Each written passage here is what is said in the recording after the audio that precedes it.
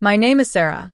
Standing here on the stage in Kenya, watching the first large-scale implementation of my water purification system come online, I'm flooded with memories. It's been a year since the dramatic showdown with my sister, Lily. I remember that day at the patent office vividly. The atrium was transformed into a press conference space, with a podium bearing the logo of Lily's company, Green Tech Innovations. I was at the back, watching as she worked the crowd like a pro, shaking hands with investors and journalists, wearing that perfect smile. My parents were in the front row, beaming with pride. Just as Lily stepped up to the podium to start her presentation about the ground-breaking water purification technology she claimed to have developed, Patricia, my patent attorney, cut through the room like a knife. "Excuse me. Before you proceed, I have something relevant to share." Lily's smile flickered, and she tried to brush Patricia off, saying it was a private event. But Patricia introduced herself and declared she was representing the true inventor of this technology, me. The room erupted in murmurs. Lily was defiant, insisting she'd invented the system. Then Patricia connected my laptop to the projection system. The screen filled with my original design documents, complete with timestamps and metadata. Video clips played, showing me working in my lab, testing prototypes, and recording results. She also displayed my provisional patent application filed months ago, with my name, Sarah Thompson, clearly visible. Lily tried to claim the documents were falsified. But Dr. Lee, my old professor from Caltech, who'd mentored me through the early stages of the project, stood up and verified their authenticity.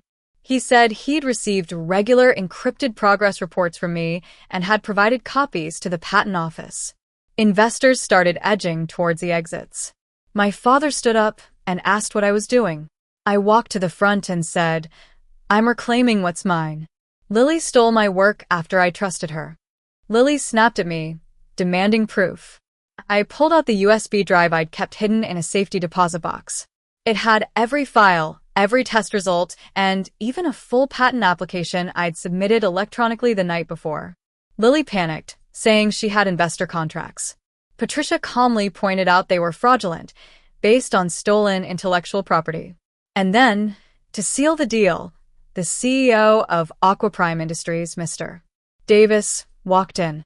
He said they'd been watching my work for months and were very interested in partnering with me. They'd signed the contracts that afternoon, and I'd head their new research division, overseeing the global implementation of my technology. Lily's face went pale, and my parents were in shock. My father tried to suggest we keep it in the family, but I refused. I reminded them of how they'd supported Lily when she stole my invention. Patricia advised them to leave before the press asked too many uncomfortable questions. It all started 6 months ago. I'm a quiet engineer, and I'd spent 3 years developing a revolutionary water purification system that could clean contaminated water using 90% less energy than current methods. My family knew I was working on something, but I'd been secretive. One day during a family dinner, my mother, a kind-hearted but nosy woman, kept pestering me to tell them what I was up to. My father, a successful real estate developer, also showed interest. I hesitated, but I was so excited about my breakthrough that I pulled out my tablet and showed them the designs.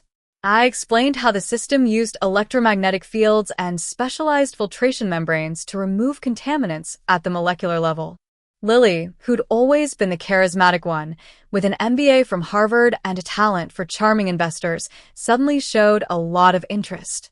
She asked about the efficiency, and I told her it was 90% more energy efficient and could be scaled for different applications.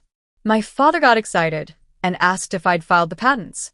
I said I was finalizing the paperwork. Lily then offered to look over my business plan, saying her consulting firm specialized in this kind of project. Eager for her input, I shared everything with her that weekend, technical specs, market research, and even my hand-written notes from the early development stages. A week later, she invited me to her penthouse. She poured expensive wine and started telling me that I was too focused on technical details and needed someone with business expertise to take the lead. She proposed that she present to investors and handle the business side while I stayed in the lab.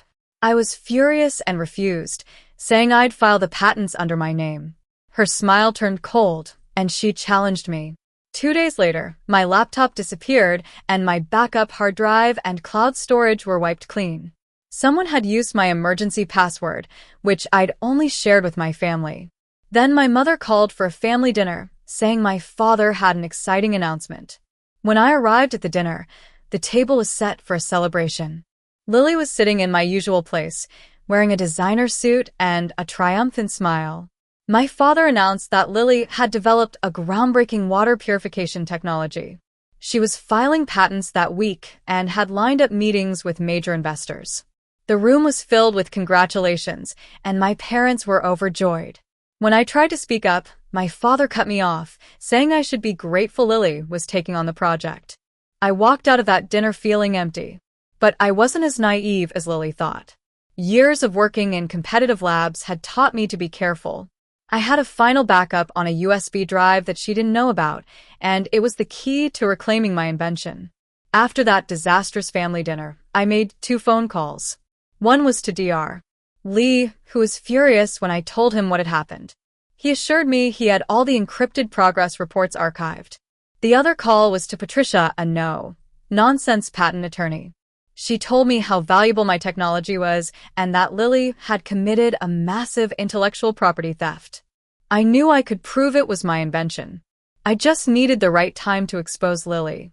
And when I learned she was making a big show of filing the patent application, I prepared for the counter-attack. I sent emails to everyone on her invitation list, hinting that they were about to witness something unexpected. Now, a year later, my invention is providing clean water to millions of people. Lily avoided criminal charges by admitting the theft and agreeing never to work in environmental technology again. She moved to another state to escape the scandal. My parents tried to apologize, saying they had no idea how far Lily would go. I have a polite but distant relationship with them, mainly exchanging holiday cards and occasional phone calls. The real victory celebration was in my lab at Aquaprime Research Center. Dr. Lee and my team of engineers were there. We toasted with champagne from paper cups, surrounded by prototypes and testing equipment. Dr. Lee said that true innovation is about the hard work, not just the pitch. He was right. Lily had only seen the potential profits, not the years of research, failed attempts, and refinements that went into creating something revolutionary. I still prefer my lab to boardrooms, but I've learned to navigate the business world. That USB drive is framed and sits on my desk, a constant reminder that the quietest person in the room can be the most powerful when protecting what they've created. And I'm already working on the next generation of my water purification system, this time keeping my family in the dark.